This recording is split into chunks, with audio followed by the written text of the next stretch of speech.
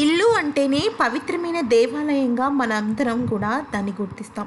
అలాగే నిత్యం పూజలు చేస్తుంటాం. ఎన్నో పవిత్ర కార్యాలు, పుణ్య కార్యాలు మన ఇంట్లో నిర్వహిస్తూ ఉంటాం. ఇక ఇల్లు అంత పవిత్రమైంది అంటే ఇంట్లో పెట్టే దేవుడి స్థలం లేదా దేవుడి పూజా రూమ్ ఎంత పవిత్రమైనదో మనం విడిగా తెలుసుకోక్కర్లేదు. అయితే నిజానికి దేవుడి పూజ గది అనేది ఎంతో పవిత్రంగా ఉండాలి.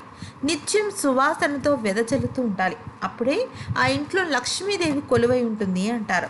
ఎక్కడైతే లక్ష్మీదేవి ఉంటుందో అక్కడ సాక్షాత్తు శ్రీ మహావిష్ణువు కొలువై ఉంటాడు. ఇక విషయానికి వస్తే చాలామంది ఆర్థిక సమస్యలతో, అంటే ఆర్థిక సమస్యలే అక్కర్లేదండి.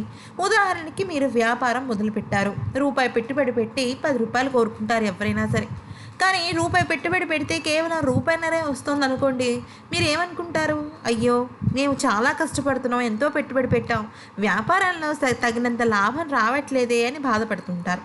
అప్పుడు మనకి తోడొచ్చేది ఎవరు అంటే సాక్షాత్తు ఆ పరమేశ్వరుడే, ఆ శ్రీరామచంద్రుడే. మరి ఆ దేవుడి అనుగ్రహం పొందాలి అంటే మన వంతుగా మనం ఏం చేయాలి? మొదటిగా ఇల్లంతా కూడా శుభ్రంగా చక్కగా పెట్టుకోవాలి. మన మనసు కూడా నిర్మలంగా ఉంచుకోవాలి. ఇంట్లో ఎప్పుడూ గొడవలు, కొట్లాట్లు, ఏడుపులు, పెడబొబ్బులు అనేవి ఉండకూడదు.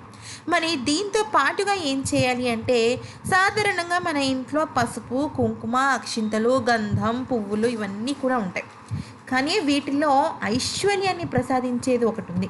అది ఏంటి అంటే స్వచ్ఛమైన గంధం. గంధం అనేది మనకి గమనించినట్టయితే సువాసనలు వెదజల్లుతూ ఉంటుంది. ఏ దేవుడికైనా సరే గంధపు బొట్టు పెడతారు. నిజానికి కుంకుమ బొట్టు, పసుపు బొట్టు కొంతమంది దేవతామూర్తులకి పెట్టకూడదు, మరి కొంతమందికి పెట్టాలి అంటూ ఎన్నో రకాల ఆంక్షలు, అడ్డంకులు ఉంటాయి. కానీ గంధపు బొట్టు మాత్రం చాలా పవిత్రమైనది. ధనాన్ని రాకోరేది మన గంధం. మరి గంధంతో ఏం చేయాలి అంటే పసుపు, కుంకుమ కన్నా కొద్దిగా 1 టేబుల్ స్పూన్ అయినా ఎక్కువగా గంధాన్ని ఇంట్లో ఉంచడంతో పాటు పూజ చేసిన వెంటనే ఆడ, మగ, పిల్ల, జల్ల అన్న తేడా లేకుండా గంధపు బొట్టుని పెట్టుకోవటం వల్ల వాళ్ళకి లక్ష్మీదేవికి లోటు ఉండదు.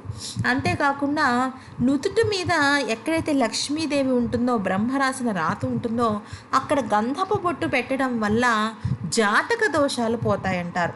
అంతేకాకుండా వాళ్ళకి చెడు ఫలితాలు వచ్చే దిష్టి దోషాలు, నరదోషాలు రావంటారు. నష్టం, సమస్యలు, ఇలాంటి చెడు ఫలితాలు వాళ్ళకి కలగవు అంటారు. మరి ఇంట్లో పూజ గదిలో గంధం పెట్టుకోవడమే కాకుండా మీ నుదుటను కూడా కొంచెం గంధం పెట్టుకుని ఏ పనికి వెళ్ళినప్పటికీ కూడా విజయలక్ష్మి మీతో పాటు మీ ఇంటికి వస్తుంది. అది